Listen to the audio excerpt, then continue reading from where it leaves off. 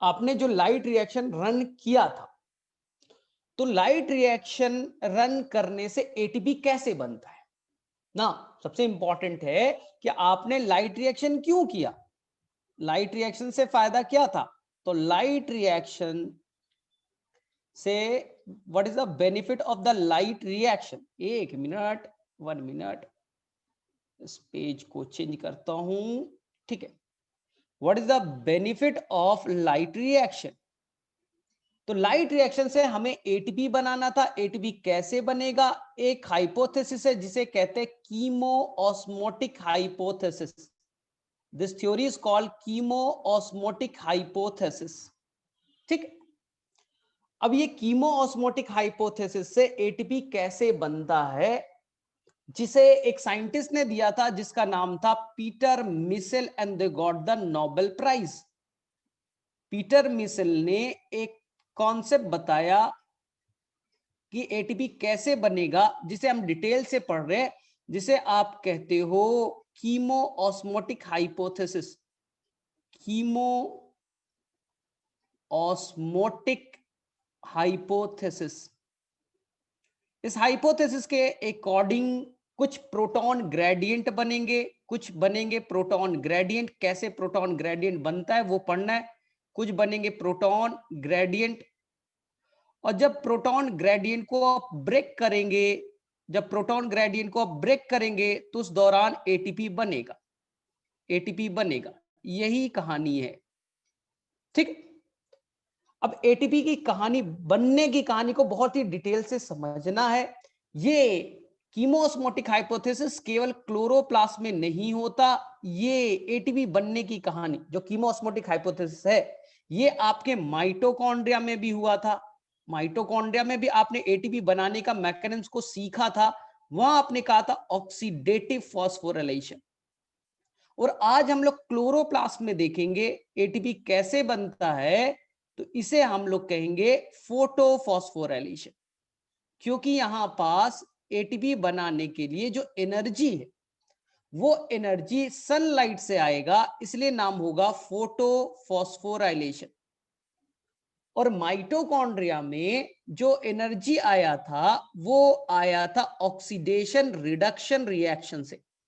जब oxidation reduction होता है उस दौरान एनर्जी रिलीज होती है, उस एनर्जी से आप एटीपी बनाओगे तो होगा ऑक्सीडेटिव फॉस्फोराइलेशन। बोले ठीक है सर, एटीपी बनेगा कैसे, एनसीईआरटी में फिगर है, आप निकाल लो। आप जाइए एनसीईआरटी का फिगर को निकालिए, एनसीईआरटी का फिगर को निकाल करके देखिए अच्छे से कैसे एटीपी बनता है। पूरा बेटा 2 पेज है एनसीईआरटी में, कीमो ऑस्मोटिक हाइपोथेसिस पे 2 पेज लिखा है, आसान से भाषा में सीखिए। देखिए आपने क्लोरोप्लास्ट बनाया, ये chloroplast, outer and inner membrane, बोले हाँ सर ये सब आता है। और क्लोरोप्लास्ट के अंदर में ये आपका थैलेक्वाइड है। इसी थैलेक्वाइड पे एटीपी कैसे बनेगा, इसी डिटेल मैकेनिज्म को सीखना है। जो क्लोरोप्लास्ट है उसके अंदर थैलेक्वाइड बंचेस में है, गुच्छों में है, इसे आप ग्रैनम कहते हो।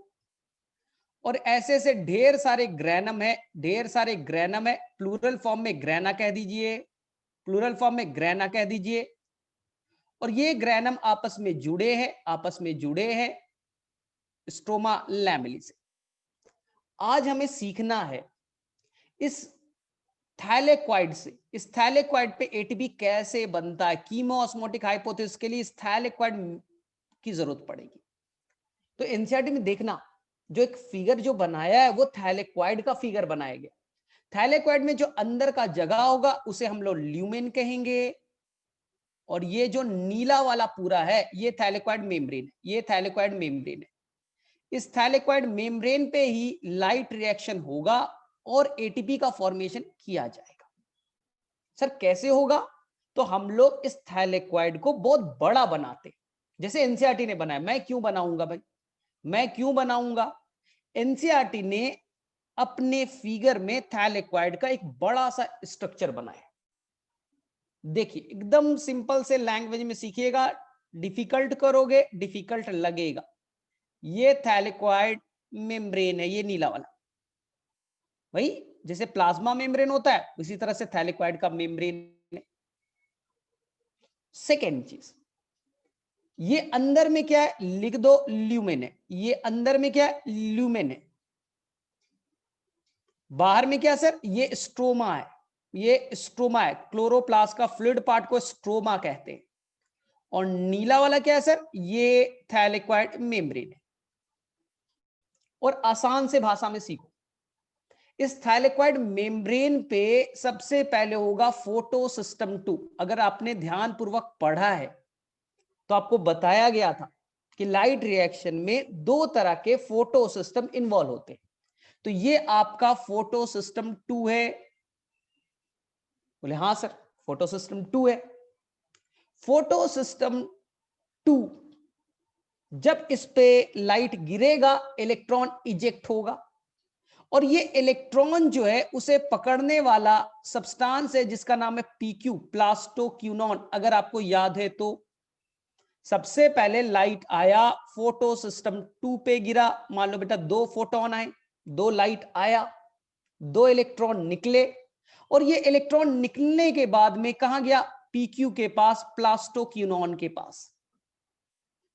ठीक है, प्लास्टोक्यूनॉन क्या करता है, वो इलेक्ट्रॉन को तो पकड़ लेगा लेकिन वो स्ट्रोमा से 2 प्रोटॉन को भी पकड़ेगा। ये देखिए स्ट्रोमा है, स्ट्रोमा से 2 प्रोटॉन भी पकड़ेगा।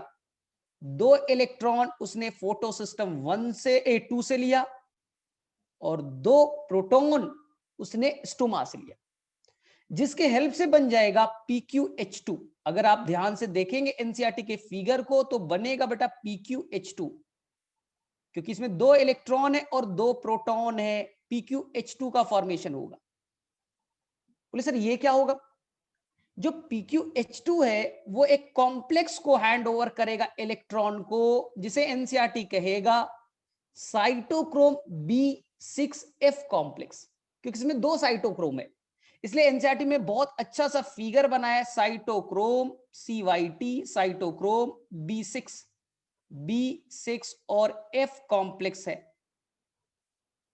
PQH2 क्या करेगा, अपने इलेक्ट्रॉन को तो हैंड ओवर कर देगा साइटोक्रोम B6F को, प्रोटॉन को नहीं कर पाता। साइटोक्रोम B6F केवल इलेक्ट्रॉन को एक्सेप्ट करेगा, प्रोटॉन को नहीं कर सकता। तो बोले सर प्रोटॉन को क्या करेगा, प्रोटॉन को ढकेल देगा ल्यूमेन में। प्रोटॉन को कहां ढकेल देगा, ल्यूमेन में। तो जो प्रोटॉन कहां था पहले, स्ट्रोमा में था। ध्यान से देखिए, स्ट्रोमा में जो प्रोटॉन था PQ ने पकड़ा, साइटोक्रोम B6F के पास ले गया। साइटोक्रोम B6F बोला ए तुम्हें नहीं लेंगे, हम खाली इलेक्ट्रॉन लेंगे, प्रोटॉन को हम नहीं जानते, प्रोटॉन को हम एक्सेप्ट नहीं करेंगे। तो प्रोटॉन क्या करेगा, साइटोक्रोम B6F ढकेल देगा ल्यूमेन में, ल्यूमेन में बच्चा। ठीक है, बोले सर इलेक्ट्रॉन तो ले लिया ना सर साइटोक्रोम B6F, हाँ ले लिया। इसे अब हैंड ओवर किया जाएगा फोटो सिस्टम 1 को, PS1 को। लेकिन PS1 को देगा कौन, देगा कौन, तो याद रखना है एक यहां पास ब्लू कलर का पिगमेंट होगा, ब्लू कलर का पिगमेंट होगा, सभी को मालूम है। इस ब्लू कलर का पिगमेंट का नाम है, जो मोबाइल है, प्लास्टोसाइनिन पकड़ेगा, मूव करेगा और दोनों इलेक्ट्रॉन PC, इसका नाम क्या है PC, प्लास्टोसाइनिन, दोनों इलेक्ट्रॉन PS1 को हैंड ओवर कर देगा। बोले ठीक है सर कर दिया। इसी दौरान 2 सनलाइट का रेस गिरता है PS1 पे और इससे 2 इलेक्ट्रॉन निकलता है।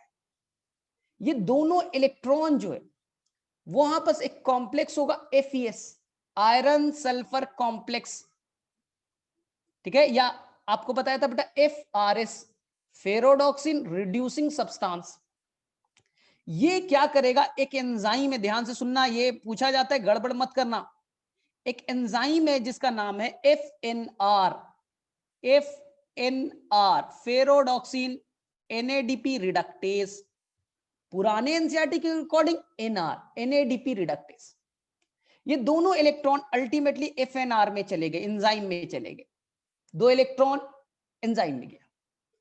एंजाइम क्या करेगा, एंजाइम क्या करेगा, ये दोनों इलेक्ट्रॉन एक सबस्ट्रेट में डाल देगा जिसका नाम है NADP+। NADP+ सबस्ट्रेट है, उसे पकड़ा और उसके अंदर 2 इलेक्ट्रॉन डाल दिया, 2 इलेक्ट्रॉन डाल दिया, लेकिन स्ट्रोमा में 2 प्रोटॉन भी थे।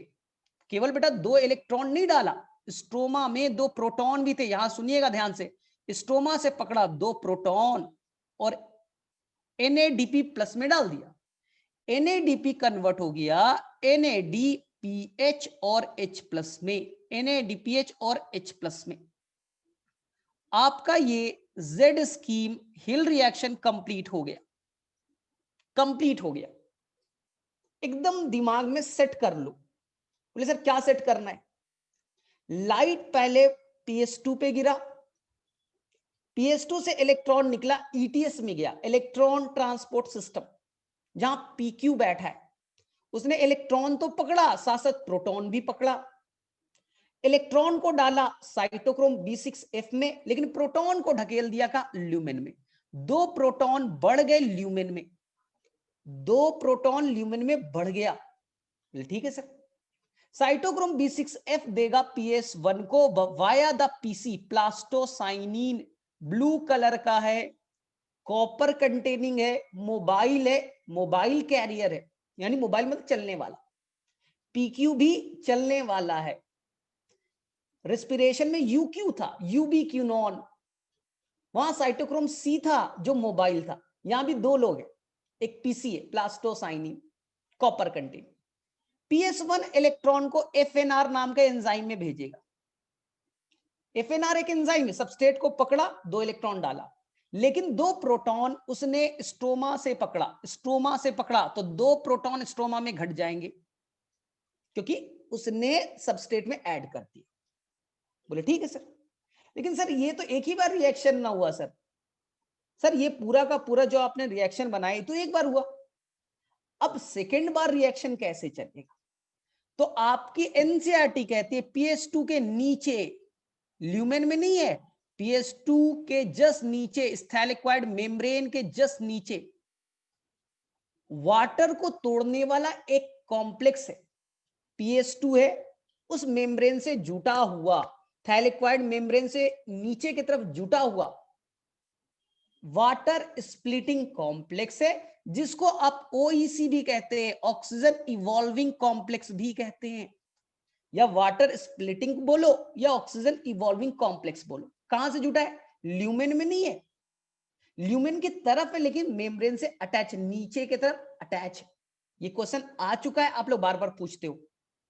तो ये ल्यूमेन में नहीं है, PS2 के नीचे थैलेक्वाइड मेम्ब्रेन से अटैच है।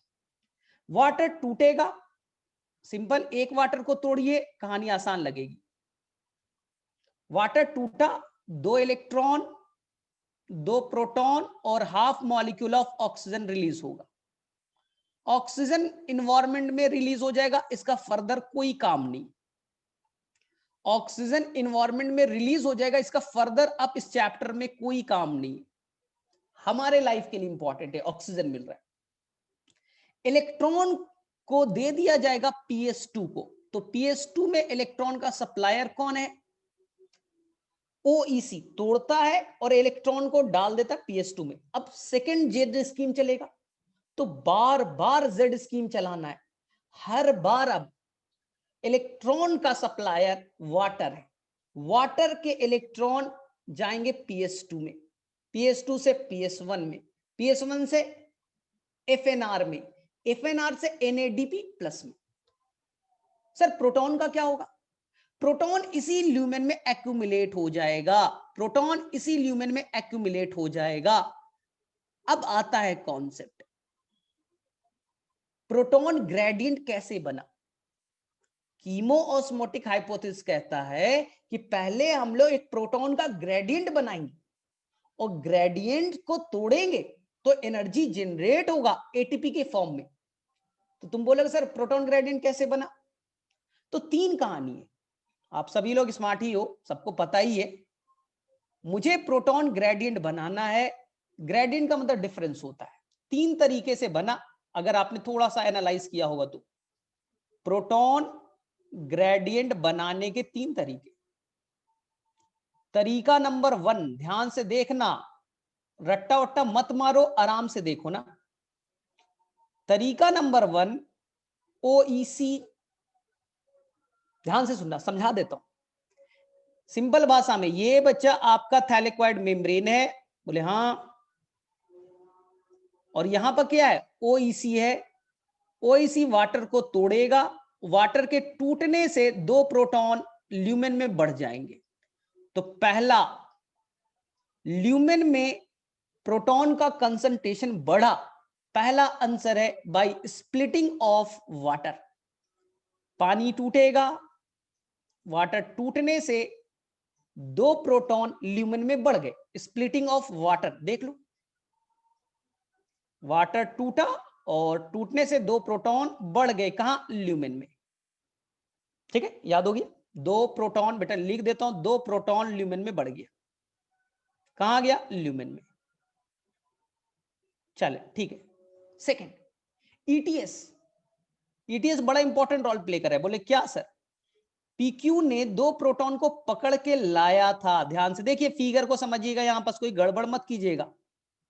यहां देखिए, इस फिगर को समझिए वापस। ये PS2 है, ये व्हाइट वाला PS2 है, ये व्हाइट वाला PS1 है, ये लिख देता हूं 1, ये 2।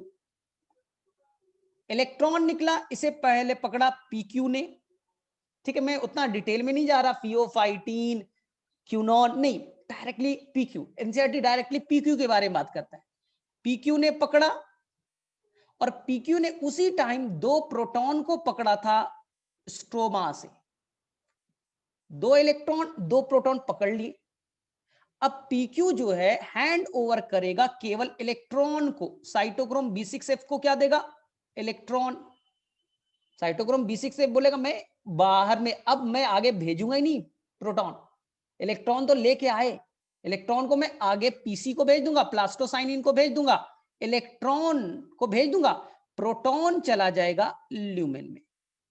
तो देखो, 2 ग्रीन कलर वाला जो प्रोटॉन था स्ट्रोमा से कहां गया, ल्यूमेन में। तो ल्यूमेन में प्रोटॉन का कंसंट्रेशन बढ़ा। ईटीएस का पार्ट था, पीक्यू पकड़ा, साइटोक्रोम B6F के हेल्प से अंदर ढकेल दिया, तो 2 प्रोटॉन फिर से बच्चा ल्यूमेन में बढ़ गए। 2 प्रोटॉन बढ़ गया, कहां, ल्यूमेन में। बोले ठीक है सर। तीसरी कहानी, तीसरी कहानी ध्यान से सीखिए।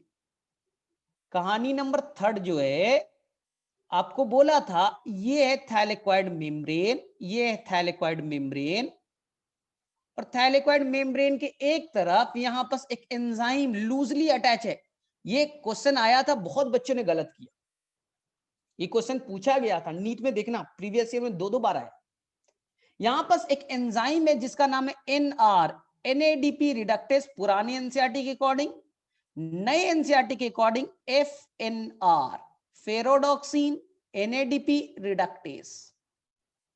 बोले सर ये क्या करेगा, ये क्या करेगा, जो PS1 है उसने इलेक्ट्रॉन दे दिया, PS1 जो है इलेक्ट्रॉन दे दिया किसको, FNR को।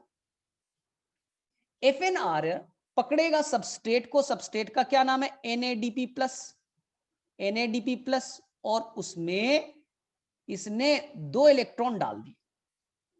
लेकिन उसी टाइम स्ट्रोमा से 2 प्रोटॉन को खींचता है। 2 इलेक्ट्रॉन तो उसने पकड़ा, 2 प्रोटॉन उसने स्ट्रोमा का पकड़ लिया, तो 2 स्ट्रोमा में प्रोटॉन घट गए।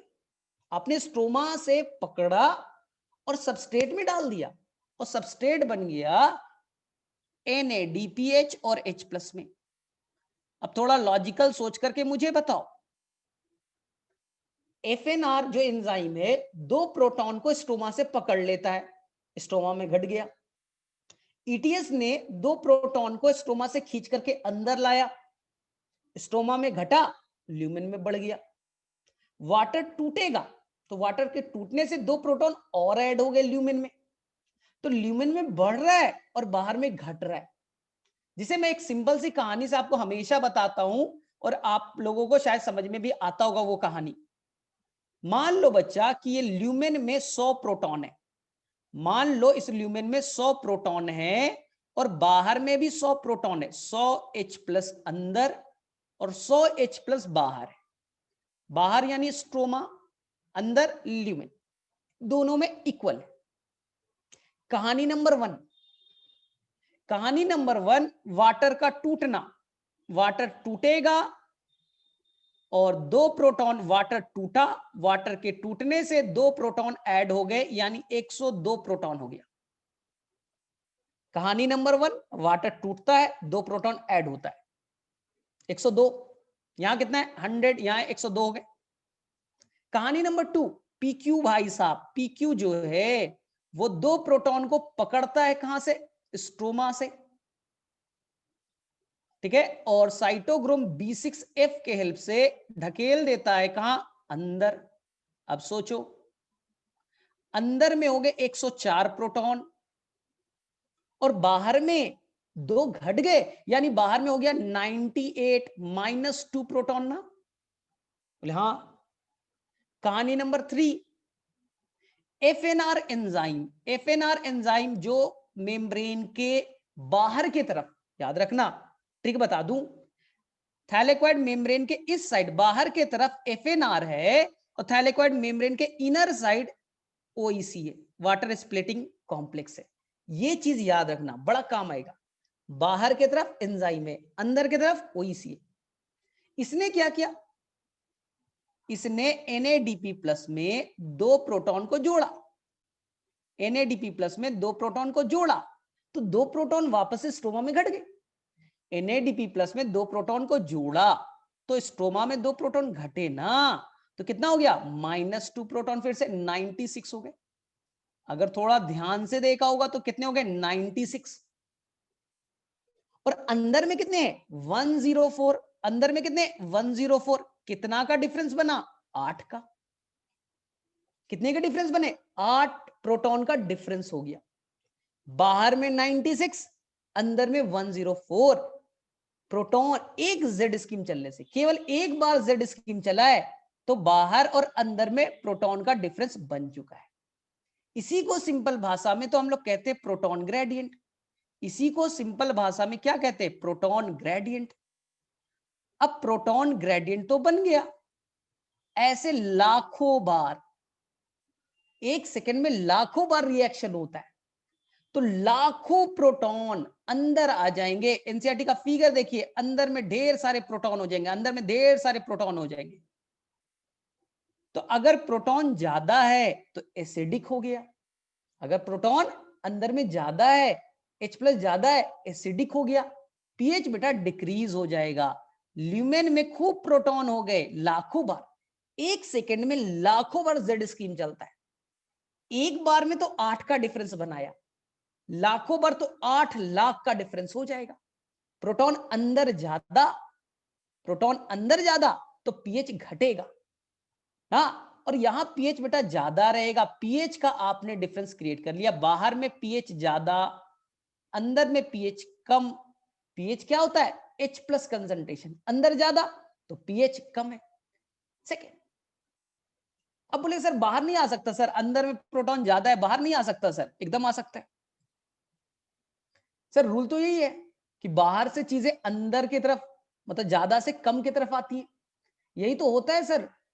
हमने पढ़ा तो डिफ्यूजन, लेकिन जो आपका थैलेक्वाइड का मेम्ब्रेन है एक स्पेशल लिपिड से बना है जिसका नाम कार्डियोलिपिन है। तुम्हें नहीं जानना है, तुम्हें नहीं जानना है। वो बोलेगा भैया आ तो गए हो, जा नहीं सकते। जैसे तिहाड़ जेल, बेटा कोई मर्डर वर्डर करो, गलत काम करो, तिहाड़ जेल चले जाओगे। अब क्या अपने मन से आ सकते हो, नहीं। पीक्यू ने बेटा पकड़ के, पुलिस है पीक्यू, तुम्हें पकड़ा और तिहाड़ जेल में अंदर कर दिया। अब क्या तुम अपने मन से आ सकते हो, नहीं आ सकते। तो अब देखिए, प्रोटॉन एक तरफ ज्यादा, एक तरफ प्रोटॉन कम, ग्रेडियंट बन गया। ग्रेडियंट से बेटा बनेगा फोर्स, जिसे आप कहते हैं प्रोटॉन मोटिव फोर्स। अब बोलेंगे सर एटीपी कहां बना, चलो एटीपी बनाता हूं। ग्रेडियंट बन गया, ग्रेडियंट एक तरह का फोर्स में डेवलप हो रहा है। इस फोर्स को तोड़ने के लिए इस थैलेक्वाइड मेम्ब्रेन पे एक स्ट्रक्चर होता है F0 F1 पार्टिकल, जो आपने पहले भी पढ़ा है। इस पे क्या होता है, F0 F1 पार्टिकल, लेकिन ये तो क्लोरोप्लास्ट में है ना, इसलिए से ज्यादा बेटर है CF0 CF1 कह देते। आपकी एनसीईआरटी F0 F0 से काम चला लेगी, लेकिन आप CF0 पढ़ लो, क्योंकि क्लोरोप्लास्ट क्या है, माइटोकॉन्ड्रिया में भी था, क्लोरोप्लास्ट क्या है, उसके नाम पर रख दे। ठीक है सर, क्या करेगा? बोलेगा ठीक है मैं अलाउ करा दूं, तिहाड़ जेल से बेटा भागना है तुम्हें, सुरंग खोद दो। तो सुरंग का नाम है बेटा CF0। ये बोलेगा भैया मेरे से क्रॉस कर सकते हो, जाओ क्रॉस करो, कोई दिक्कत नहीं। हाँ टनल है, सुरंग है, सुरंग से क्रॉस कर जाओ। लेकिन बेटा इतना ताकत से सुरंग से निकलोगे, इतने सारे चोर दुनिया दिल्ली के सारे चोर कहां, बेऊर जेल में, तिहाड़ जेल में। और बेटा जेल को तोड़ करके बाहर निकल रहे हो, सुरंग से बाहर निकल रहे हो। जैसे ही सुरंग से बाहर निकलोगे F1 से टकराओगे। F1 क्या है बेटा, टरबाइन मशीन की तरह है। जैसे ही बेटा ताकत से टकराओगे F1 बेटा रोटेट कर जाएगा, कन्फॉर्मेशन चेंज, यानी कि रोटेट हो गया, घूमेगा।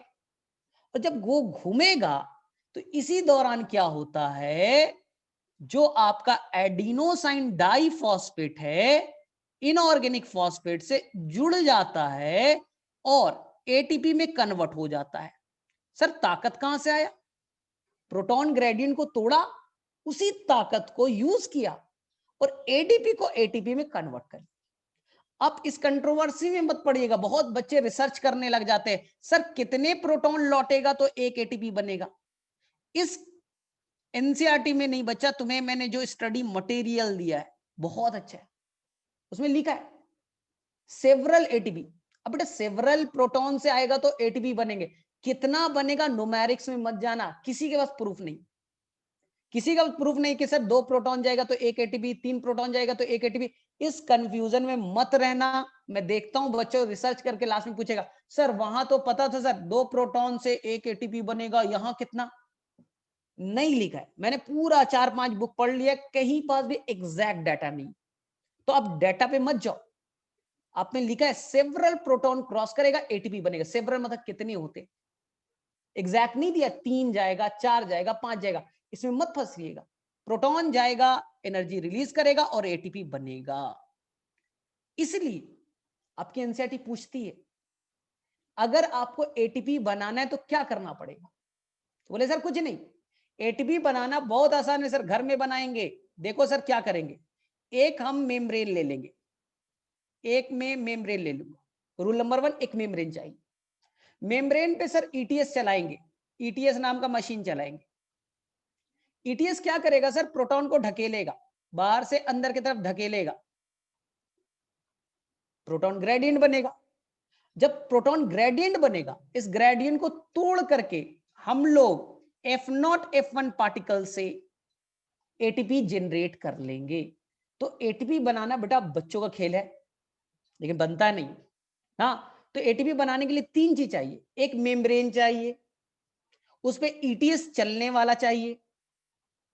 उसमें क्या चाहिए बेटा, ईटीएस चलेगा तो प्रोटॉन ग्रेडियंट बनेगा, और ग्रेडियंट को तोड़ने वाला F0 F1 पार्टिकल यानी एटीपीएस एंजाइम या एटीपी सिंथेस एंजाइम की जरूरत पड़ेगी।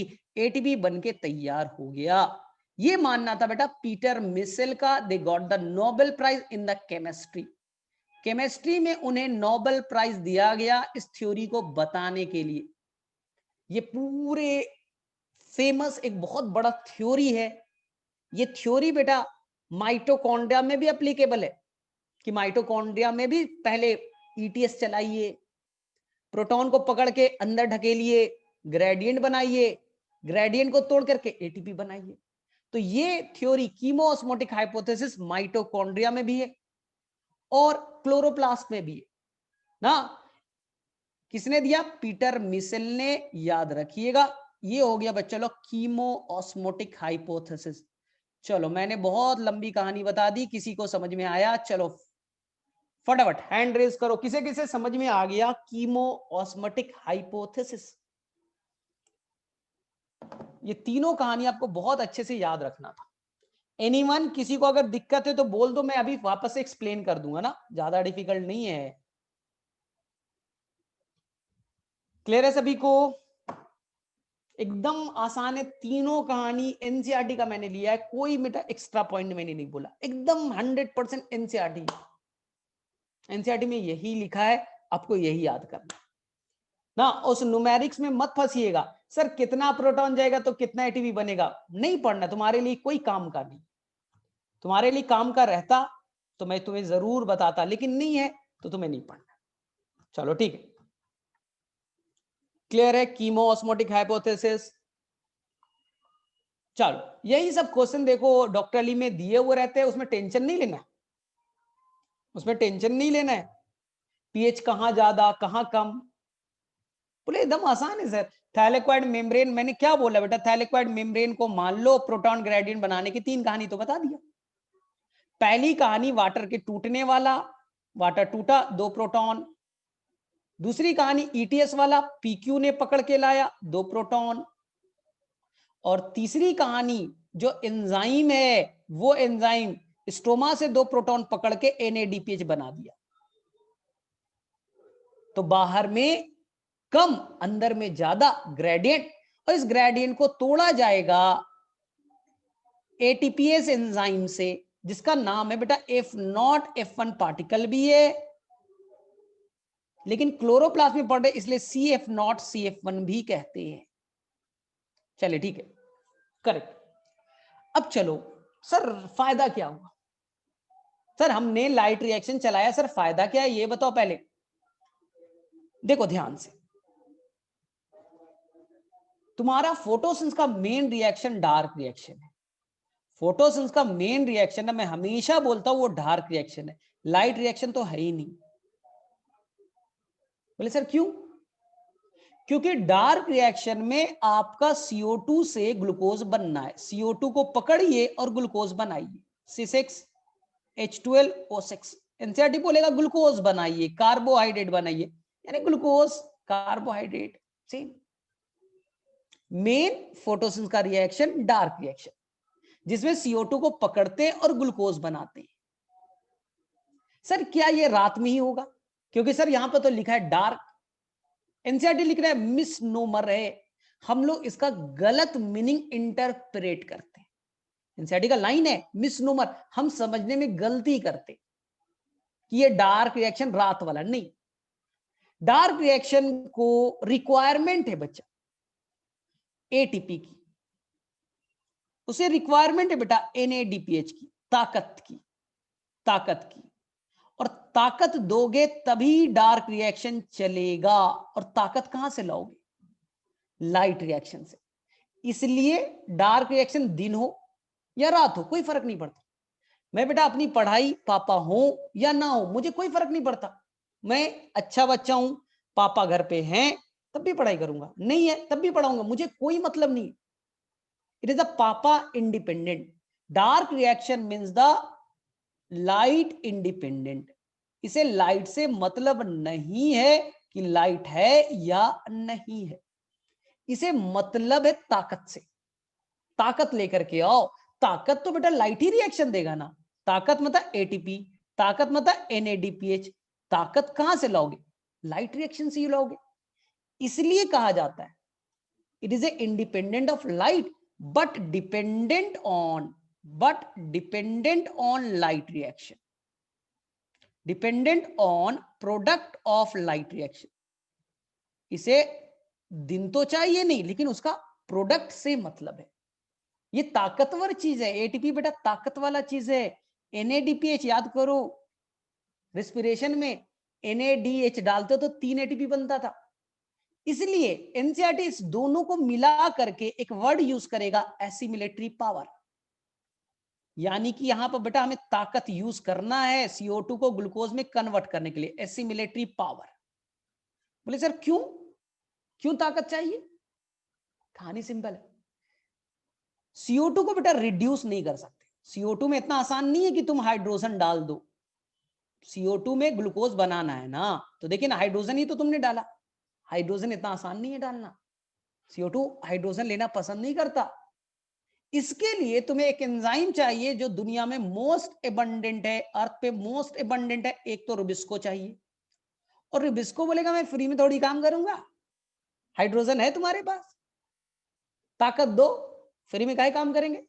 तो रुबिस्को बोलता है कि बेटा एक तो मैं रिडक्शन कर रहा हूं तो हाइड्रोजन लाके दो ना, और हाइड्रोजन में भी ताकत वाला, ऐसा नहीं कि एकदम हाइड्रोजन दे दो कर रहे, ताकत वाला हाइड्रोजन चाहिए जो ताकत भी दे हाइड्रोजन, इसलिए एनएडीपीएच आता है। बोले हमें हाइड्रोजन भी दूंगा और तुम्हें ताकत भी दूंगा, ताकत वाला हाइड्रोजन चाहिए, और दूसरा डायरेक्ट एटीपी भी चाहिए। यानी दोनों एक तरह का ताकत का रूप ही, दोनों बेटा एक तरह का पावर ही है। बोले ठीक है सर। सर ये डार्क रिएक्शन में किस साइंटिस्ट ने दिया था? तो एनसीईआरटी में गिवन है, इसे हम लोग कहते हैं ब्लैक मैन रिएक्शन। देखो डार्क मतलब अंधेरा, ब्लैक मतलब ये अंधेरा, थोड़ा रिलेट किया करो। डार्क मतलब अंधेरा, ब्लैक मतलब अंधेरा, ब्लैक मैन रिएक्शन, ये आपके शायद एनसीईआरटी में सबसे लास्ट जहां पास फैक्टर अफेक्टिंग फोटोसिंथेसिस वहां पर दिया है, ब्लैक मैन ब्लैक पॉइंट से दिया है। तो black, black point, dark, black, थोड़ा सा रिलेट किया करो। बोले ठीक है सर, डार्क रिएक्शन चलाने के लिए क्या क्या रिक्वायरमेंट चाहिए? तो बोले रिक्वायरमेंट क्या चाहिए, देखो ध्यान से, सुबह का टाइम है, एक तो सुबह का टाइम होना चाहिए, स्टोमाटा खोलो, CO2 पकड़ो। रात में तो बेटा स्टोमाटा बंद रहता है, तो CO2 पकड़ोगे नहीं, डार्क रिएक्शन चलेगा भी। थोड़ा लॉजिकल रहा करो। सुबह का टाइम है, स्टोमाटा खोलो, CO2 पकड़ो। चलो पहला रिक्वायरमेंट हो गया। CO2 को ग्लूकोज में कन्वर्ट करना है, रुबिस्को चाहिए। एंजाइम है बेटा, एंजाइम तो कैटालिस्ट होता है, ये खत्म नहीं हो सकता।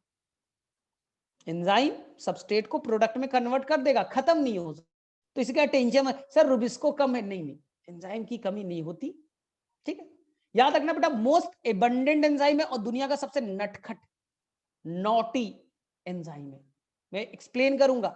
इसी के बवंडर के चलते बेटा हमें पढ़ना पड़ता है फोटोसिंथेसिस में फोटो रेस्पिरेशन, हमें बेटा पढ़ना पड़ेगा C4 साइकिल, हमें बेटा पढ़ना पड़ेगा स्कैम पाथवे, इस रुबिस्को के गलती के चलते।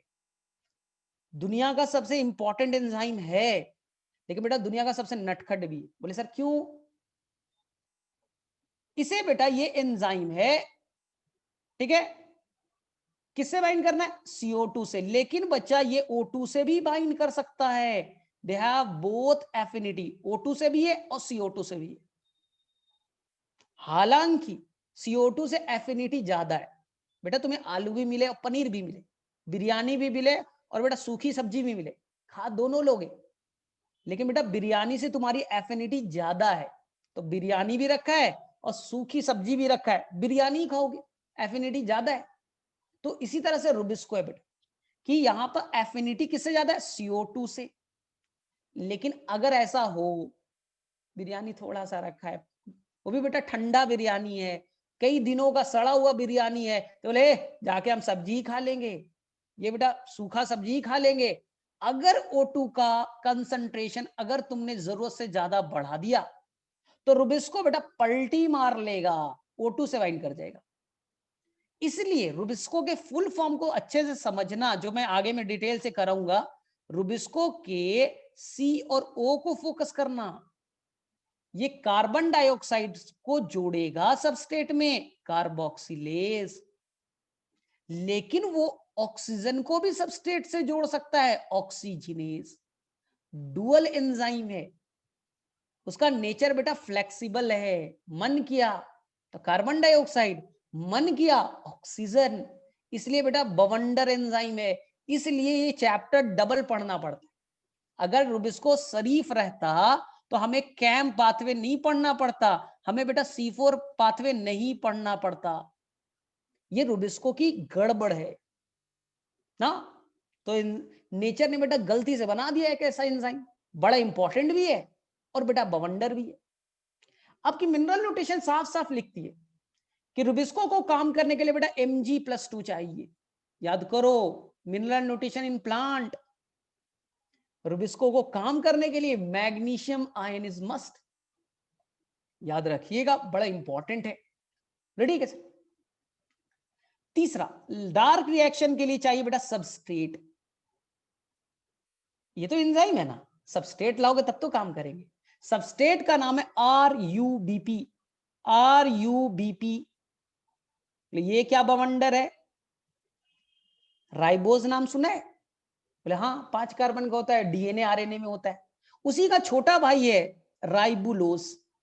आर का मतलब है राइबुलोज, राइबोस का भाई, राइबोस 5 कार्बन का, तो राइबुलोज भी 5 कार्बन के, राइबुलोज, हाँ 1,5 बिसफॉस्फेट, बिसफॉस्फेट बड़ा काम आने वाला है ये चीज, यानी वो 5 कार्बन का सबस्ट्रेट है, 1 2 3 4 और 5, और पहले कार्बन पे एक फॉस्फेट है, 5वें कार्बन पे एक फॉस्फेट है, इसलिए नाम पड़ा राइबुलोज 1,5 बिस फॉस्फेट। सर इसमें किसको जोड़ा जाएगा? CO2 को। कौन जोड़ेगा? एंजाइम जोड़ेगा, इसलिए एंजाइम का नाम पड़ा, रुबिस्को का नाम पड़ा राइबुलोज 1,5 बिसफॉस्फेट कार्बोक्सिलेज। अरे एंजाइम का नाम सबस्ट्रेट के नाम पे ही रखोगे ना, सबस्ट्रेट क्या था? राइबुलोज 1,5 बिसफॉस्फेट, ठीक है, सबस्ट्रेट का नाम, तो एंजाइम का नाम राइबुलोज 1,5 बिसफॉस्फेट कार्बोक्सिलेज। और बेटा बवंडर कर दिया, बोले नहीं मन कर रहा है CO2 से भाई, नटखट है, मैंने बोला ले ऑक्सीजन से जोड़ेंगे तो नाम दे दोगे ऑक्सीजनेस, लेकिन अभी हमें CO2 से बाइंड कराना है, कार्बोक्सिलेज पे कंसंट्रेट कीजिए। ऑक्सीजनेस एक क्लास लगेगा, फोटो रेस्पिरेशन बताने में पढ़ेंगे अलग से, अभी टेंशन मत लीजिए। बोले ठीक है सर, और कुछ चाहिए क्या डार्क रिएक्शन में? बेटा ताकत दोगे कि फ्री में होगा? ताकत, जैसे ताकत मतलब एसिमिलेटरी पावर, ATP, ये भी एक डायरेक्ट ताकत है, एक ताकत है बेटा, ये भी NADPH भी एक ताकत का ही रूप है। इन दोनों को NCERT बेटा कहेगा एसिमिलेटरी पावर, इन दोनों को NCERT कहेगा बेटा एसिमिलेटरी पावर। तो डार्क रिएक्शन के लिए यही 4 चीज रिक्वायर्ड है। हाँ बोले ठीक है भाई, 4 चीज रिक्वायर्ड है, समझ में आ गया। चलेगा कहां सर? तो बोले चलेगा, ये क्वेश्चन नहीं हुआ, ये बेटा मैट्रिक्स में चलेगा, ये तो बच्चों को आता है, ये मैट्रिक्स में चलेगा, बच्चों को आता है, ठीक है। सर इस डार्क रिएक्शन में हमने कुछ पढ़ा है सर, क्या दुनिया के हर प्लांट में चलेगा? ध्यान से देखो, इसमें कोई कंफ्यूजन क्रिएट मत करना, आसान है। सर डार्क रिएक्शन कहां चलेगा? हर ऑर्गेनिज्म में, दुनिया का हर ऑर्गेनिज्म में डार्क रिएक्शन चलेगा। तो जो भी प्लांट है दुनिया के, जो भी फोटोसिंथेटिक ऑर्गेनिज्म बेटा, सभी के अंदर में डार्क रिएक्शन चलेगा। डार्क रिएक्शन के 3 रूप, डार्क रिएक्शन बेटा के 3 रूप, 3 प्रकार के। बोले कौन कौन सर? डार्क रिएक्शन कुछ प्लांट में फॉलो करेगा बेटा C3 पाथवे, C3 पाथवे। देखो भाई पहले सुन लो, डार्क रिएक्शन का मतलब है ग्लूकोज का बनना, हम C3 पाथवे से बनाएंगे C3 प्लांट। कुछ प्लांट बोलेगा नहीं नहीं हम ग्लूकोज बनाएंगे, CO2 से ग्लूकोज बनाएंगे, तरीका अलग है, हम चलाएंगे C4 पाथवे से बनाएंगे, C4 पाथवे से बनाएंगे। यहां पर तुम लोग थोड़ा कंफ्यूज हो जाते हो, कंफ्यूज मत होना, एक्सप्लेन करता हूं। और कुछ प्लांट बोलेगा नहीं नहीं ये सब बवंडर से नहीं, कैम पाथवे से बनाएंगे, हम बनाएंगे कैम पाथवे से। हम ग्लूकोज तो बनाएंगे भाई, लेकिन हमारा पाथवे होगा कैम पाथवे से। बोले ठीक है सर, ये C3 C4 पाथवे मतलब, देखो जो प्लांट C4 पाथवे से ग्लूकोज बनाएगा वो एक साइकिल चलाएगा जिसे आप कहते हो C3 साइकिल और कैल्विन साइकिल। C3 पाथवे से जो प्लांट ग्लूकोज बनाएगा वो एक साइकिल चलाएगा, C3 साइकिल और कैल्विन साइकिल। दुनिया के more than 90% plant C3 pathway को फॉलो करेंगे। सर C4 पाथवे कुछ प्लांट है लेस देन 1%। C4 पाथवे में ग्लूकोज बनेगा, लेकिन इस पाथवे में बेटा C3 साइकिल तो चलना ही चलना है, लेकिन साथ साथ इस C3 साइकिल में कुछ प्रॉब्लम है, इसलिए साथ साथ इसमें C4 साइकिल भी चलेगा। याद रखो C3 साइकिल तो चलना ही चलना है बेटा, कैल्विन साइकिल के बिना कभी ग्लूकोज बन ही नहीं सकता, बन ही नहीं सकता। C3 तो चलेगा ही चलेगा, साथ में C4 भी चलाएंगे तो एनर्जी ज्यादा खर्च हो जाएगा। सोचो ना, तुम एक्स्ट्रा एक साइकिल चला रहे हो तो एनर्जी ज्यादा लगेगा। बोले ठीक है, कितना है बेटा, लेस देन 1% ही प्लांट ऐसे हैं। सर कैम वाला, कैम में बेटा सेम मैकेनिज्म, C3 तो चलना ही चलना है, इसके बिना तो ग्लूकोज बना ही नहीं सकता। C3 साइकिल तो चलना ही चलना है, लेकिन वो साथ साथ C4 साइकिल भी चलाएगा, C4 साइकिल भी चलाएगा।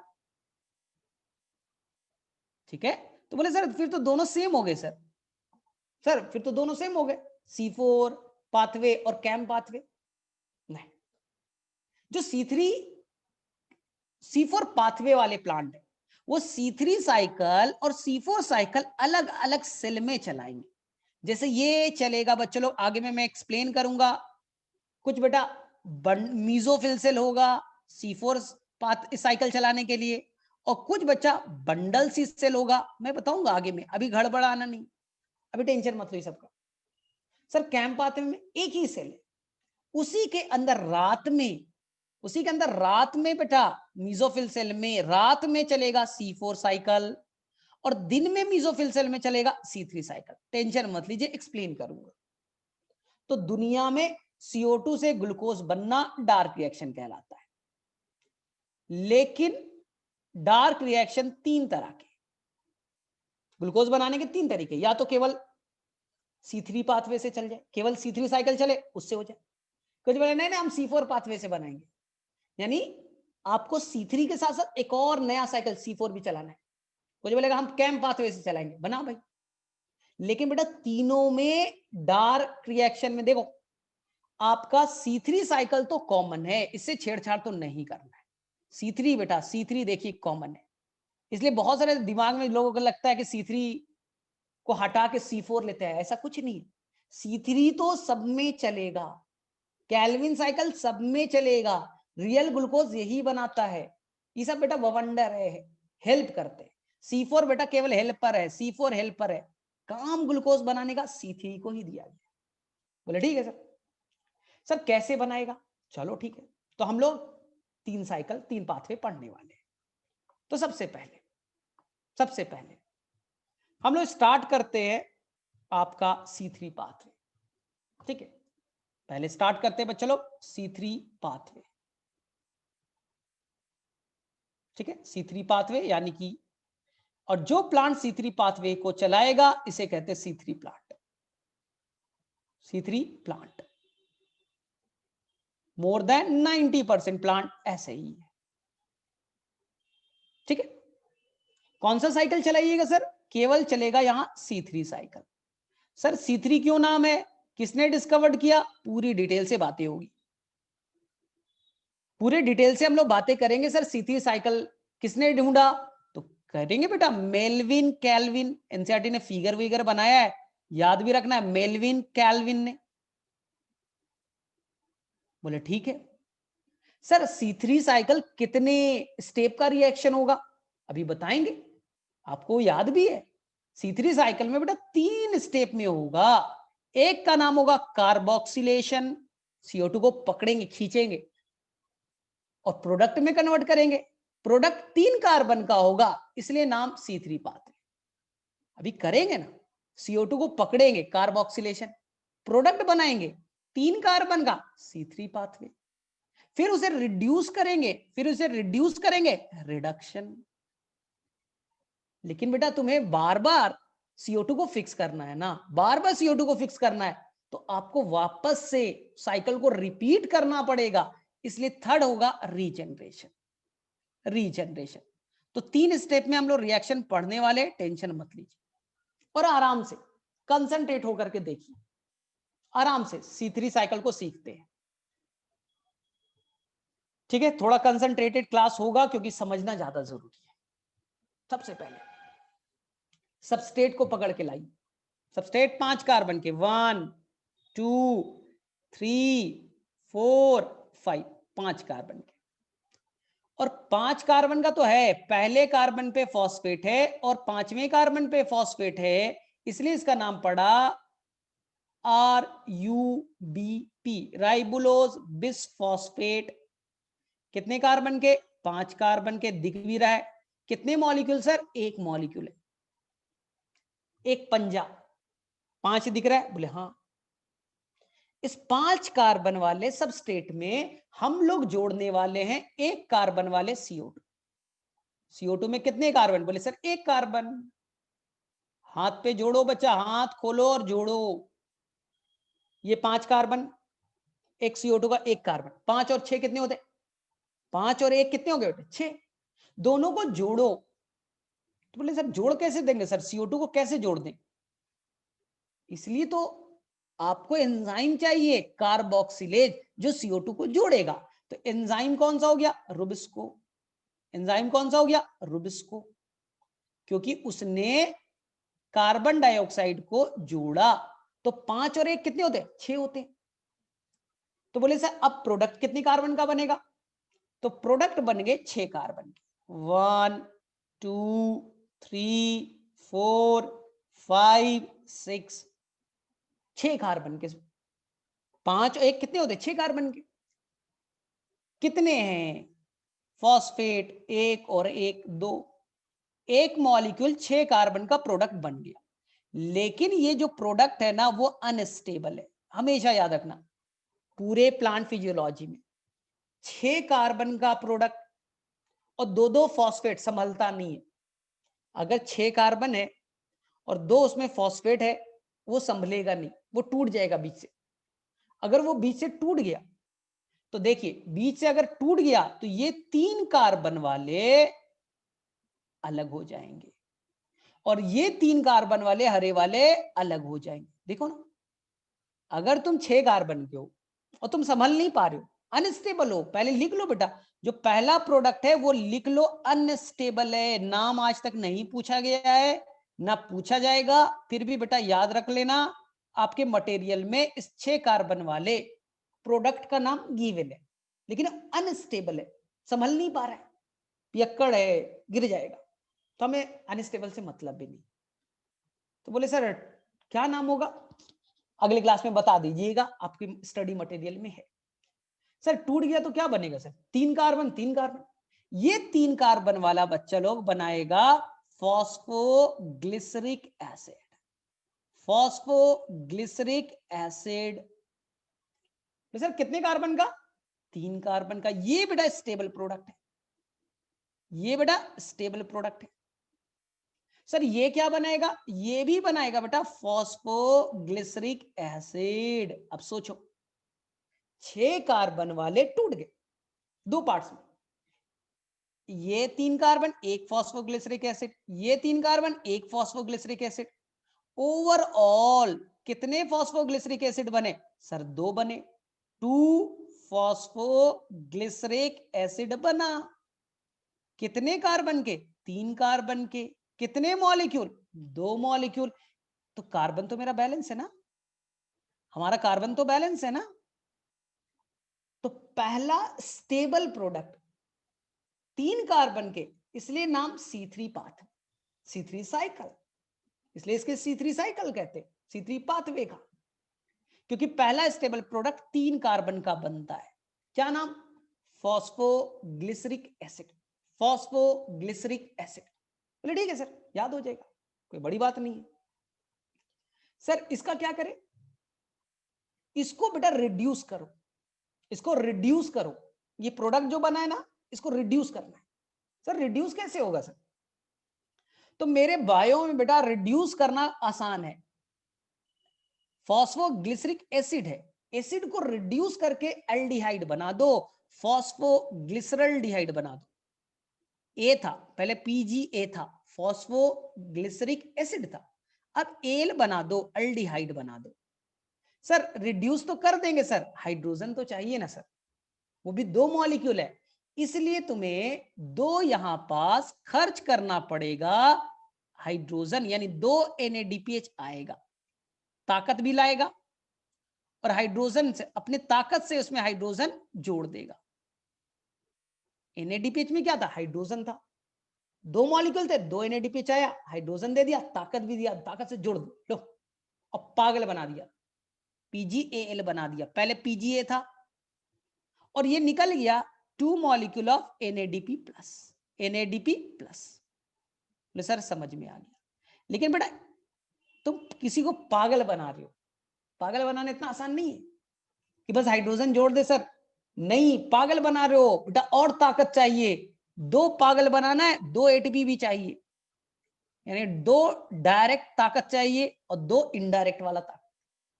तो 2 एटीपी आएगा, 2 एटीपी बन गए, और अब बन गया 2 मॉलिक्यूल ऑफ पागल, PgAl। बोले सर करेक्ट, 1 पागल 3 कार्बन का, तो 2 पागल 6 कार्बन का। और ये पूरा प्रोसेस बच्चा यहां तक कहलाएगा रिडक्शन, यहां तक पूरा प्रोसेस रिडक्शन कहलाएगा। पहला प्रोसेस कार्बोक्सिलेशन कहलाएगा, ये रुबिस्को वाला कार्बोक्सिलेशन। अब वाला रिडक्शन। कितने पागल? 2 पागल, 1 पागल 3 कार्बन, 2 पागल 6 कार्बन। ठीक सर, साइकिल नहीं चलाएंगे सर, दूसरा साइकिल नहीं चलेगा क्या? CO2 लगातार आ रहा है बेटा, स्टोमाटा खुला हुआ है, लगातार CO2 आ रहा है, CO2 आ रहा है। सबस्ट्रेट रहेगा तब तो, सबस्ट्रेट को तो तुम बेटा पागल बना दियो, जो तुम्हारा सबस्ट्रेट है वो तो पागल में कन्वर्ट हो रहा है, तो दूसरा CO2 पकड़ाए में कैसे आएगा सर? बोले बात तो सही है। इसलिए इस RUBP को वापस से बनाना है, तभी तो दूसरा साइकिल चलेगा। RUBP 5 थे, 5 को पकड़ा, पागल बना दिया, अब कैसे होगा आगे का रिएक्शन? तो हमें RUBP बेटा नया बना के देना पड़ेगा, साइकिल को घुमाना पड़ेगा। बोले सर कैसे? पागल को बच्चा RUBP में कन्वर्ट करना है। बोले सर कैसे? पागल में कितने कार्बन? 6। 6 में से 1 कार्बन साइकिल को छोड़ देगा, 6 में से 1 कार्बन साइकिल को छोड़ देगा, और वो कार्बन बेटा बाहर निकल जाएगा। 1 कार्बन साइकिल को छोड़ के बाहर निकल गया, बचे कितने कार्बन? 5। ये 5 कार्बन बेटा RUBP में कन्वर्ट हो जाएगा। देखो RUBP 5 कार्बन था, 1 कार्बन को बाहर ढकेले तो बाहर जाओ। अब मैं जा रहा हूं फिर से RUBP बनाना, वापस से RUBP को बनाना है, तब तो नेक्स्ट साइकिल चलेगा। इसलिए स्टेप 3 को कहा गया बेटा रीजेनरेशन, वापस से RUBP का बनना, रीजेनरेशन। आया समझ में? लेकिन इतना आसान थोड़ी है, इतना आसान थोड़ी है रीजनरेट करना। एक RUBP वापस से बनाना इतना आसान नहीं है। RUBP बनाने के लिए आपको बच्चा 1 RUBP बनाना है, तो आपको फिर से 1 ATP खर्च करना पड़ेगा। 1 RUBP रीजनरेट करना, 1 ATP वापस से खर्च करना पड़ेगा। तो टोटल देख लो, 3 ATP खर्च हुई। एक तो रिड्यूस करना है, 2 पागल बनाना है, 2 ATP। एक रीजनरेट करना है, 1 RUBP रीजनरेट करके बनाना है, 1 ATP और चाहिए। तो हमें बेटा टोटल 3 ATP खर्च हो चुके, और ये 3 स्टेप में प्रोसेस कंप्लीट है। पहला CO2 का जुड़ना, कार्बोक्सिलेशन। दूसरा पागल में कन्वर्ट होना, रिडक्शन। और पागल को बेटा 6 कार्बन थे, 2 पागल में तो 6 कार्बन, उनमें से 1 कार्बन बाहर फेंको, और बाकी 5 कार्बन को RUBP में कन्वर्ट करो, तभी तो दूसरा साइकिल कंप्लीट होगा। बोले सर कितने स्टेप में हो गया? तो पहला हो गया कार्बोक्सिलेशन, दूसरा हुआ रिडक्शन, और तीसरा हुआ रीजनरेशन। रीजनरेशन आपकी NCERT पागल नाम नहीं लिखेगा, पागल PgAl कितने कार्बन का है? 3 कार्बन का है, तो NCERT से ट्रायोज लिख देगी, NCERT से ट्रायोज लिख देगा, क्योंकि ये शुगर 3 कार्बन का है, तो इसे कह देगा NCERT ट्रायोज शुगर बने। सर पागल तो 2 थे, 6 कार्बन, 5 तो बन गए, RUBP 1 कार्बन बचा। ये 1 कार्बन कहां गया?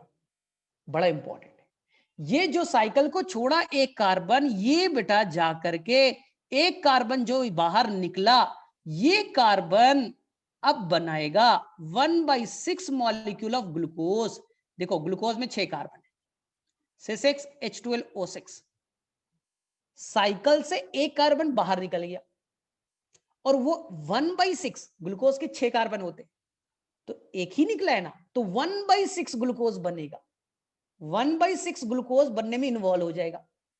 बोले सर तो ग्लूकोज बनाने में कितना कार्बन निकालना पड़ेगा? सोचो, एक साइकिल में 1 कार्बन निकला, 1/6 ग्लूकोज बनाया, तो तुम्हें 6 बार साइकिल चलाना पड़ेगा, 6 बार, 6 टर्न। 1 टर्न से 1 कार्बन, 2 टर्न से 2 कार्बन, 6 टन चलाओगे तो 6 कार्बन निकलेगा, और 6 कार्बन इक्विवेलेंट टू 1 ग्लूकोज बनेगा। तो क्वेश्चन तो आता है, एक ग्लूकोज बनाने के लिए 6 टन साइकिल चलाना पड़ेगा। ये आपको समझ में आना चाहिए, ठीक है। अब देखो, यहां तक कहानी एकदम क्लियर है, ठीक है। अब देखो यहां तक कहानी एकदम क्लियर है, तो मुझे बताइए फटाफट, चलो फटाफट एक बार हम लोग क्वेश्चन तुमसे पूछता हूं। यहां देखिए ध्यान से, इस C3 पाथवे हमने जो पढ़ा, C3 पाथ, चलिए सबसे पहले नाम बताइए, C3 पाथवे में सबस्ट्रेट का नाम क्या है? चलो आंसर करो, अब मेरा कोई काम नहीं है, तुम्हें बताना है। आप जाओ और C3 पाथवे कंप्लीट हो गया। ज्यादा बेटा लॉन्ग टर्म में सब नहीं पढ़ना है, सिंपल क्वेश्चन आता है, हम लोग रिसर्च करते हैं। अब मैं भी आसान भाषा में पढ़ाना सीख गया हूं, कम से कम पढ़ा।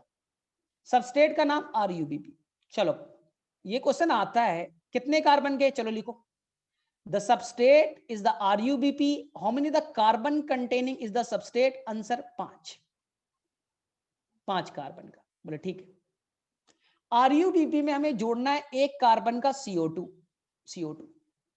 CO2 का जुड़ना, जबरदस्ती बेटा जोड़ रहे हो, तो जोड़ने के प्रोसेस को क्या करोगे? CO2 को जोड़ने को क्या कहोगे? बोलिए।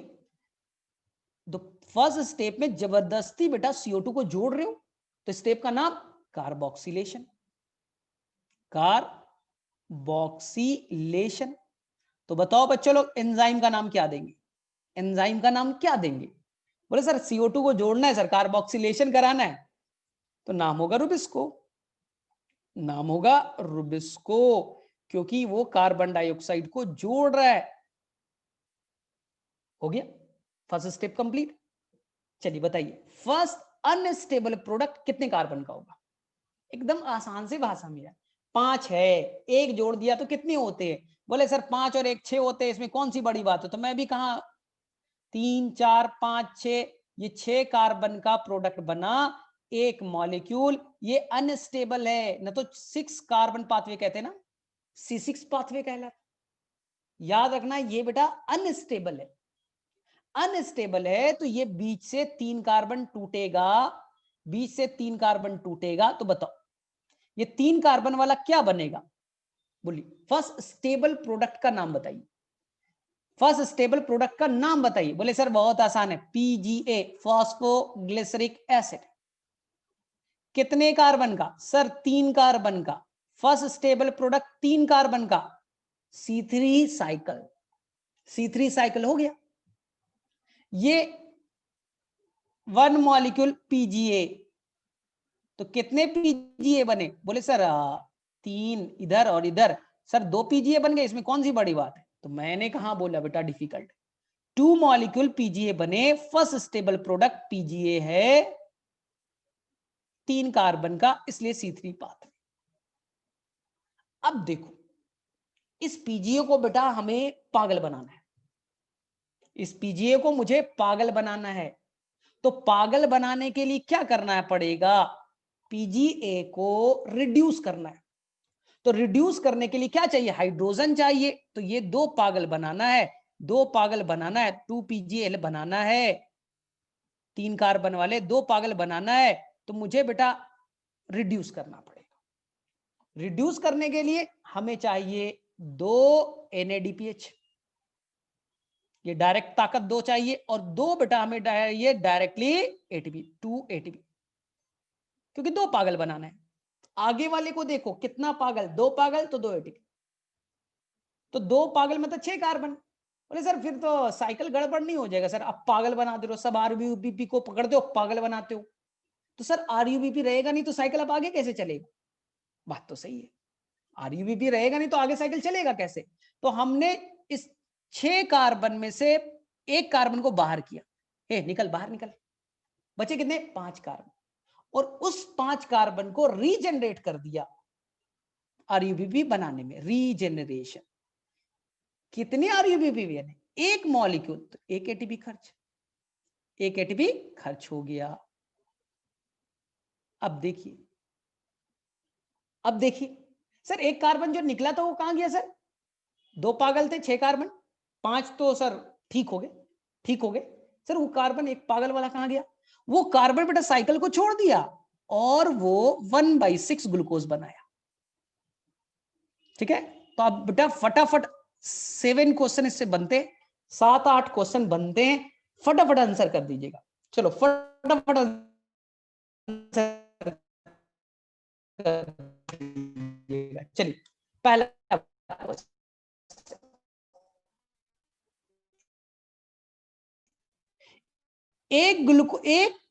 एक केल्विन साइकिल को चलाने में होंगे। ठीक है, मैं वापस से रिपीट कर रहा हूं, थोड़ा सा आवाज लैग किया होगा। हाँ हाँ, आवाज लैग किया होगा।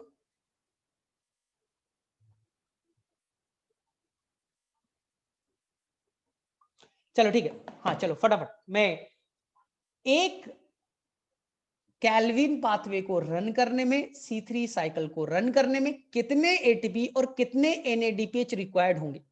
बहुत आसान सा क्वेश्चन है।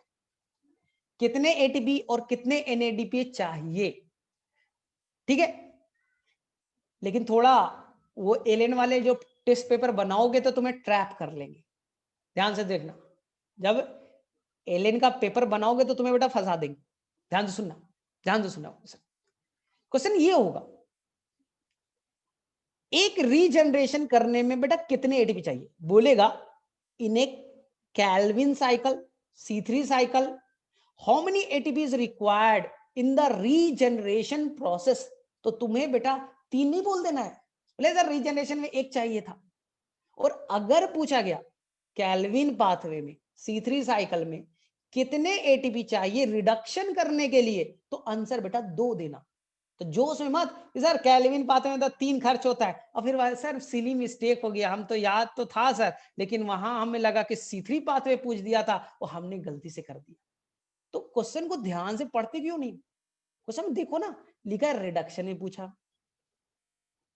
रीजनरेशन में पूछा, आसानी से पढ़ो फिर आंसर करो ना, कभी भी सिली मिस्टेक नहीं हुआ। चलो ठीक है, ये बताइए जो C3 साइकिल है वो कितने स्टेप का है?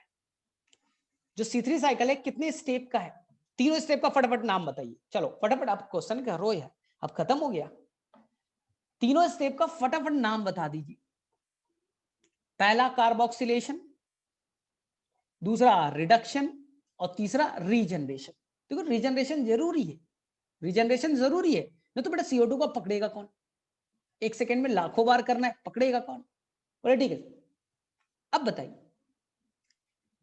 ध्यान से, अब मुझे बताइए जो बेटा सबस्ट्रेट है वो कितने कार्बन कंटेनिंग है?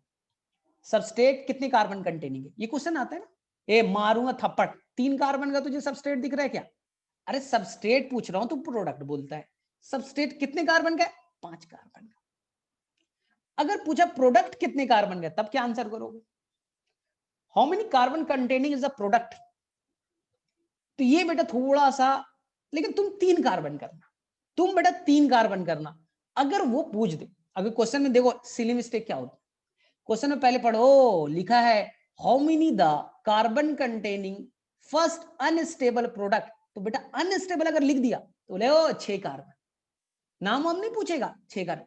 अगर पूछ दिया बेटा फर्स्ट स्टेबल प्रोडक्ट, तो बोले ओ 6 वाला तो टूट गया था, 3 कार्बन वाला। तो यही सिली मिस्टेक है, और तुम्हें लगता है सर आता तो था लेकिन हमने पढ़ा नहीं। स्टेबल और अनस्टेबल पूछ सकते हैं, ठीक है। अब ध्यान से बताओ, एक ग्लूकोज बनाना है तो कितने टर्न, कितने बार C3 पाथवे, C3 साइकिल चलना चाहिए? एक ग्लूकोज बनाना है तो कितने टर्न रिक्वायर्ड है? आंसर बेटा 6, आंसर बेटा 6। बोले ठीक है सर। अब मुझे बताओ, तुम्हें अगर एक सुक्रोज बनाना है, अब मैं ट्रैप कर रहा हूं और तुम गलती करोगे, एक सुक्रोज बनाना है, कितने एटीपी और कितने NADPH इज रिक्वायर्ड? अगर एक सुक्रोज बनाना है कितने एटीपी और कितने NADPH चाहिए? ये क्वेश्चन अच्छा है, देखते हैं आंसर करो। एक सुक्रोज बनाना है, तो बोले सर सुक्रोज बनाना कैसे बनाएंगे? तो बेटा sucrose is made up of glucose plus fructose. Fructose और ग्लूकोज एक दूसरे के आइसोमर है, यानी कि बेटा पूछ रहा है 2 ग्लूकोज बनाना है, तो एक ग्लूकोज का पहले निकाल लो, उतना ही बेटा फ्रक्टोज का निकलेगा, दोनों को ऐड कर दो तो आएगा बेटा 36 एटीपी, 36 एटीपी और 24 एनएडीपी। तो ऐसे क्वेश्चन के लिए भी रेडी रहना। आ गया question, how many ATP and NADPH is required formation of maltose.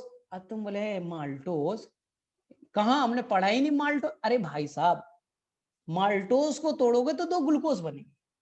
एक ग्लूकोज को बनाने के लिए 18 एटीपी, दूसरे ग्लूकोज को बनाने के लिए 18 एटीपी, तो 36 एटीपी तो रिक्वायर्ड हो जाएंगे और 24 एनएडीपी। अभी थोड़ा सा मैं डिस्कस करता हूं। ये बताइए, एक ग्लूकोज बनाने में ज्यादा एटीपी चाहिए या ज्यादा एनएडीपी चाहिए? थोड़ा बड़ा आसान सा क्वेश्चन है। एक ग्लूकोज बनाना है, ज्यादा क्या चाहिए, एटीपी या एनएडीपी? ध्यान से सुनना, थोड़ा सा मैं लॉजिक को खोलता हूं बेटा, थोड़ा सोचना स्टार्ट करो ना। तो बोलेंगे सर एक ग्लूकोज बनाना है सर 18 एटीपी चाहिए और एनएडीपी सर कितना चाहिए, 12। ये है ना? ध्यान से सर, तो लाइट रिएक्शन में सर तो दोनों इक्वल अमाउंट में बनते हैं ना। तुम तो बोलोगे ना सर यहां रिक्वायरमेंट देखो ना बेटा 18 और 12 है सर, तो फिर कैसे भरपाई करेंगे? यानी बेटा तुम्हें रोटियां 18 चाहिए और सब्जी बेटा पनीर 12 चाहिए, आलू 12 चाहिए और रोटी बेटा 18 चाहिए। तो बोलेंगे सर कैसे, मम्मी को क्या बोलेंगे? मम्मी को बोलेंगे बेटा रोटी ज्यादा बनो।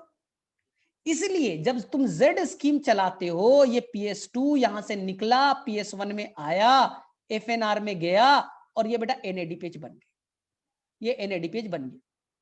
नॉन साइक्लिक में जेड स्कीम में यहां पर क्या होता है, इस दौरान वाटर ग्रेडियंट बनेगा, प्रोटॉन ग्रेडियंट बनेगा, एटीपी बनेगा।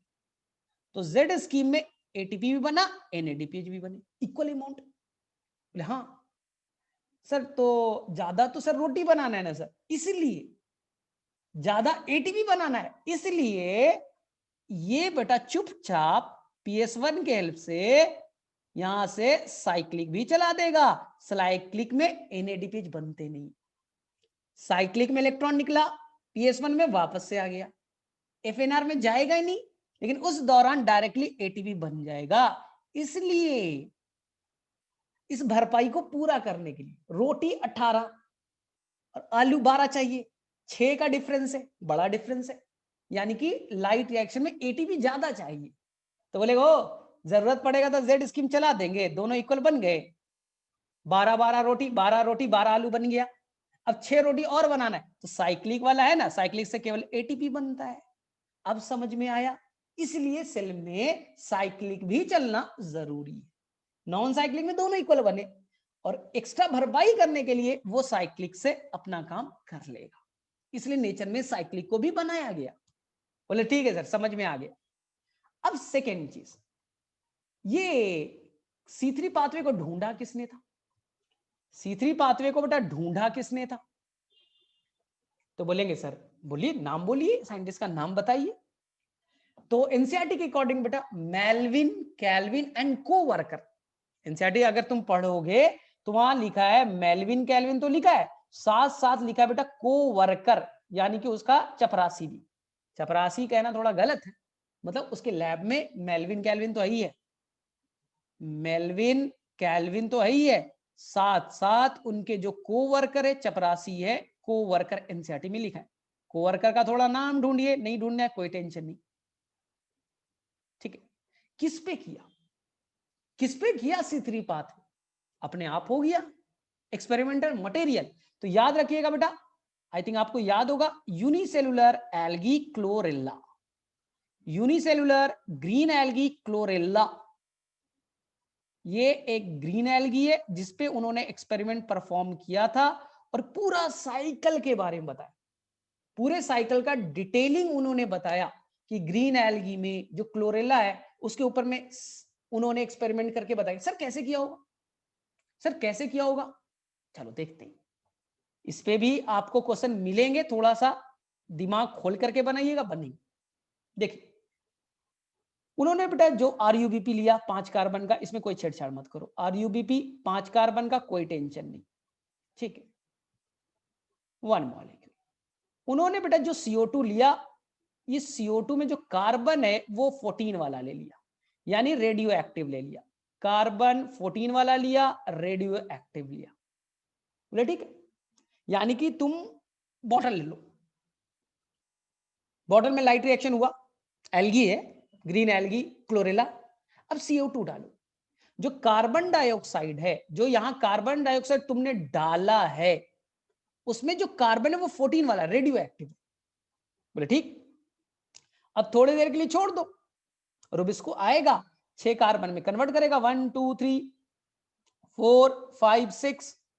जैसे ही बच्चा तुमने डाला 0.3 सेकेंड के बाद में इस एल्गी में इसमें अल्कोहल डाल दो, इसके अंदर मिथाइल अल्कोहल डाल दो, अल्कोहल डाल दो, टॉक्सिक है, मर जाएगा। मरने के बाद में बेटा देखो तुम्हारा रेडियो एक्टिव वाला कार्बन कहां जाके फंस गया। तुमने रेडियो एक्टिव कार्बन लिया, अब ट्रेसिंग करना आसान है। तुमने बेटा तुरंत 0.3 सेकंड हुआ, डार्क रिएक्शन स्टार्ट हुआ, डाल दी। अब चेक करो, एल्गी को निकालो, उसके अंदर प्रोडक्ट ढूंढो। अरे मेरा तो रेडियो एक्टिव वाला 6 कार्बन में फंसा पड़ा है। बोले ओ समझ में आया, यानी पहले 6 कार्बन प्रोडक्ट में ये कार्बन डाइऑक्साइड जाता है। बोले ठीक है, ठीक है। अब देखा गया क्या है, अब दूसरे दिन फिर से एक्सपेरिमेंट करो, CO2 डालो रेडियो एक्टिव वाला, दूसरा ले लिया क्लोरेला, CO2 को पकड़ा। इस बार बेटा 0.6 सेकंड वेट करो, यानी थोड़ा देर वेट करो ना, इतना हड़बड़ाहट क्यों है, नोबेल प्राइज तुम्हें दे रहा हूं, टेंशन मत लो। 0.6 सेकंड, थोड़ा टाइम हो गया, यानी कि अब देखो, अब एल्गी को मारो, तो देखा यहां तो PGA बन रहा है, यहां तो बेटा PGA 3 कार्बन का प्रोडक्ट बन रहा है। तुम्हारा रेडियो एक्टिव वाला जो कार्बन है वो तो 3 कार्बन में चला गया। इसका मतलब है,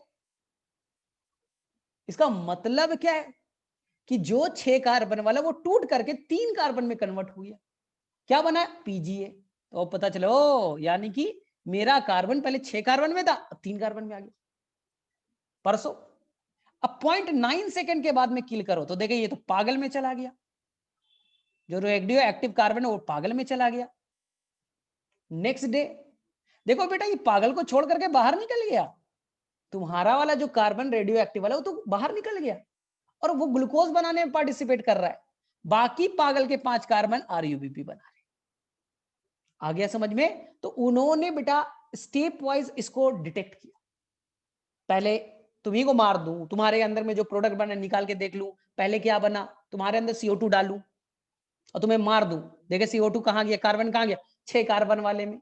अगले दिन थोड़ी देर के बाद मारूं तो देखे 3 कार्बन में, अगले दिन और लेट से मारूं तो देखे कि वो पागल में चला गया, और लेट से मारूं तो बेटा पागल को छोड़ के बाहर निकल गया। तो इससे पूरा उन्होंने डिटेक्ट कर लिया, पूरा का पूरा, ठीक है, पाथवे को डिटेक्ट कर लिया गया, जिसे आप ऑटो रेडियोग्राफी कहते हो ना। तो ये क्वेश्चन पूछा जाता है, किस पे काम किया, आंसर बेटा क्लोरेला। अगर ऑप्शन में हाई फाई आ गया, क्लोरेला के अलावा एक और एल्गी लिया था सैंडेस्मस, सैंडेस्मस नाम के एल्गी पे भी उन्होंने ये एक्सपेरिमेंट किया था। तो अगर देखो क्लोरेला से क्वेश्चन बन जाए, लेकिन थोड़ा सा एक्स्ट्रा क्वेश्चन आ गया तो याद रखना बेटा सैंडेस्मस भी एक एल्गी था, उस पर भी उन्होंने एक्सपेरिमेंट करके ये चीज को डिटेक्ट किया था। चलो तो मेरे में से सभी को समझ में आ गया होगा, किसी को आज में प्रॉब्लम नहीं होना चाहिए, ठीक है, सबको समझ में आ गया। क्योंकि अभी मैं आगे वाला पार्ट कराऊंगा तो बहुत टाइम लगेगा, फोटो रेस्पिरेशन, ये तो पूरा एक दिन का है। तो अगले दिन हम लोग आराम से करेंगे C2 पाथवे, जो इस बार क्वेश्चन आया।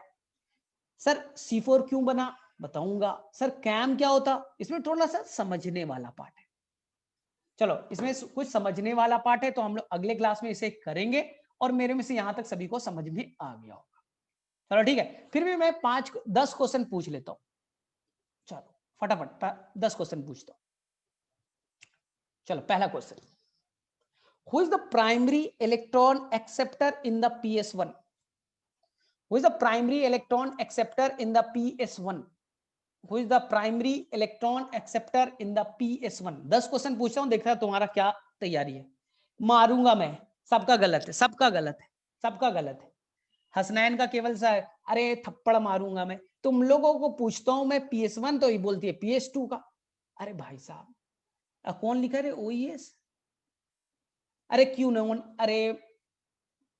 अरे भाई साहब मैंने 2 का नहीं पूछा रे भाई, मैंने 1 का पूछा है, यही तो क्वेश्चन को ट्रैप करता हूं सर, सिली मिस्टेक हो गया।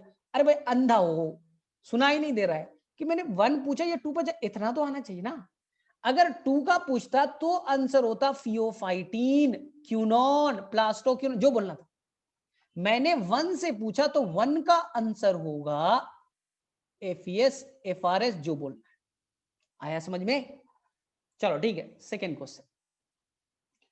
OEC is attached with the PS1, PS2.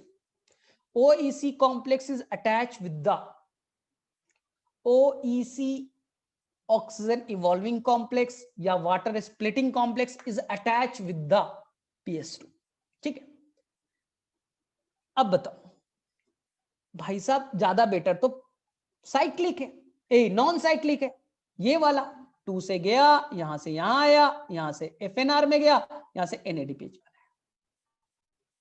तो मुझे पता है बेटा साइक्लिक चलता कब है, साइक्लिक चलता कब है, ज्यादा बेटर तो नॉन साइक्लिक है, जेड स्कीम है।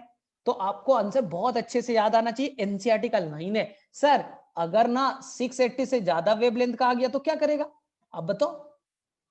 PS2 तो बोलता है मैं 680 तक को पकड़ूंगा, और 680 से ज्यादा वेवलेंथ का आ गया तो क्या करेगा, केवल PS1 पकड़ेगा। और PS1 केवल पकड़ेगा तो वो सर नॉन साइक्लिक नहीं चलाएगा, साइक्लिक चलाएगा। तो साइक्लिक चलाने के लिए अगर PS जो आपका वेवलेंथ 680 से ज्यादा गया तो क्या करेगा। चलो ठीक है, थर्ड क्वेश्चन।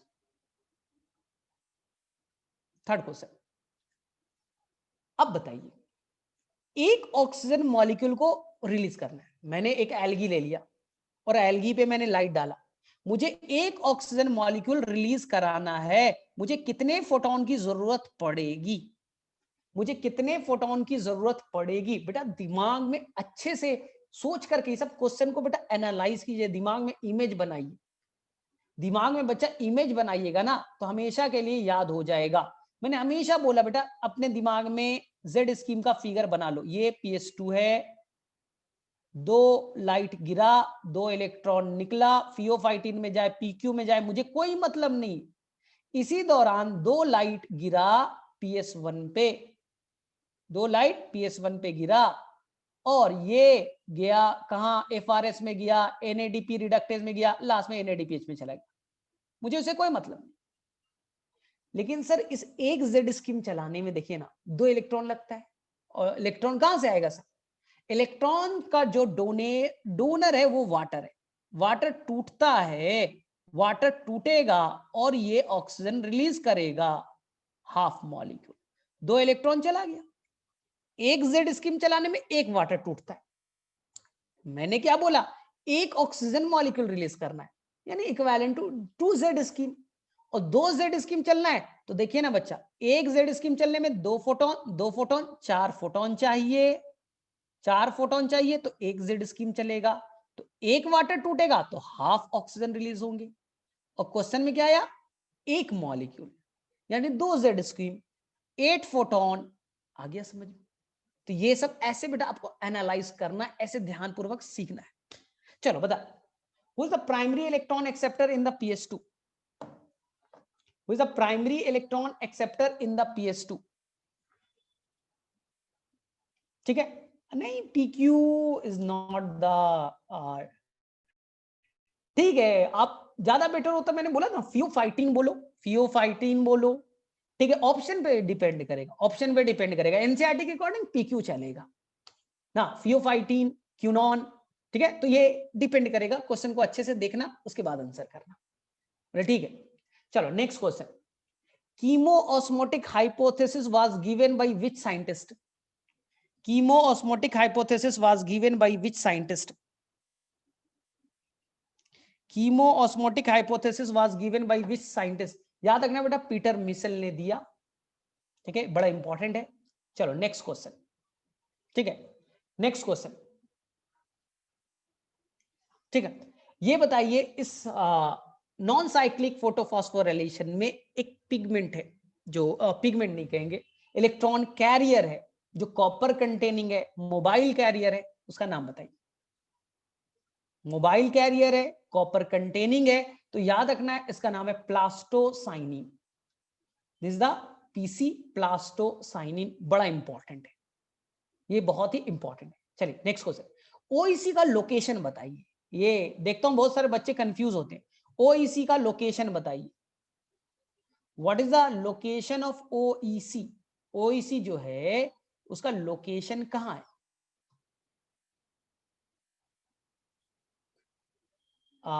मेरे में से अब एनसीईआरटी को अच्छे से पढ़िए। यहां पर देखिए बेटा, ये थैलेक्वाइड है, थैलेक्वाइड के इनर साइड, ऐसे नहीं बोलना पीएच2 के नीचे, सबको आता है कहां पीएच2 के नीचे, तो बोलेगा inner side of thylakoid membrane, यहां पर से ल्यूमेन में नहीं है, inner side of thylakoid membrane. और सर एफएनआर का है outer side of thylakoid membrane ना, तो ये चीज याद रखिएगा, outer side of thylakoid membrane ये एफएनआर है, इनर साइड में कौन है? ओईसी।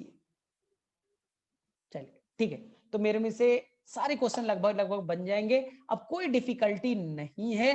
ठीक है, अगर क्वेश्चन आ गया, who is the first unstable product in the C3 cycle? Who is the first unstable product in the C3 cycle?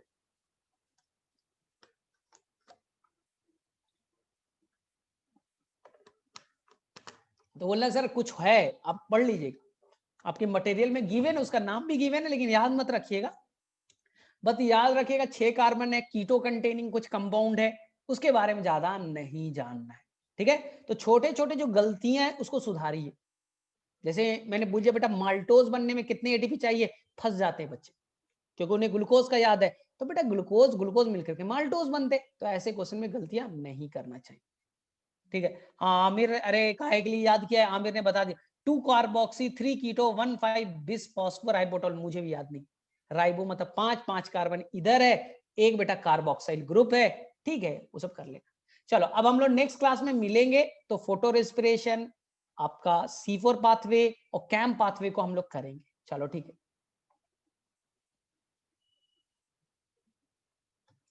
चलो ठीक है, तो मेरे से तुम्हें फोटोसिंथेसिस अब सही से समझ में आ रहा होगा, कोई डिफिकल्टी नहीं है, जितना तुम लोग डर